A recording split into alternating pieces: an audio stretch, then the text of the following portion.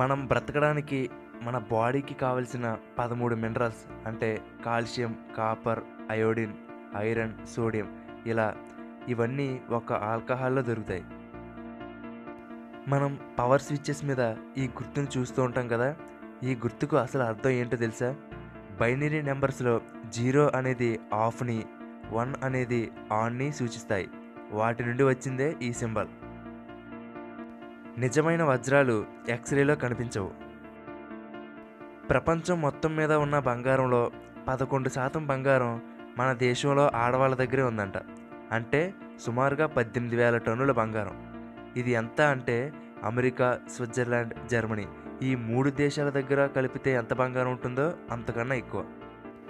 జపాన్లో కయాబొకియా అనే ఒక రెస్టారెంట్లో కోతులే వెయిటర్స్గా పనిచేస్తాయి. అవి అక్కడికి వచ్చేవారికి బీర్ సర్వ్ చేయడం, టవల్స్ అందించడం వంటి ఎన్నో పనులు చేస్తాయి. స్పెయిన్, మెక్సికో, కొలంబియా, అర్జెంటీనా ఇలా సుమారుగా 22 దేశాల్లో స్పానిష్ భాషను మాట్లాడతారు.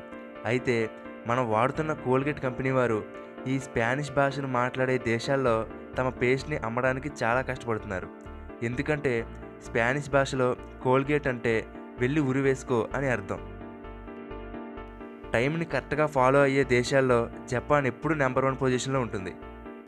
ఈ దేశంలోని ట్రైన్లు 18 సెకండ్లకు మించి ఎక్కువగా ఎప్పుడూ లేట్ అవ్వవు. దోమలు మనల్ని కుట్టినప్పుడు కేవలం రక్తాన్ని మాత్రమే పీల్చి వెళ్ళిపోవు. రక్తాన్ని పీల్చిన తర్వాత అక్కడ యూరిన్ను కూడా పోసి మరీ వెళ్తాయి.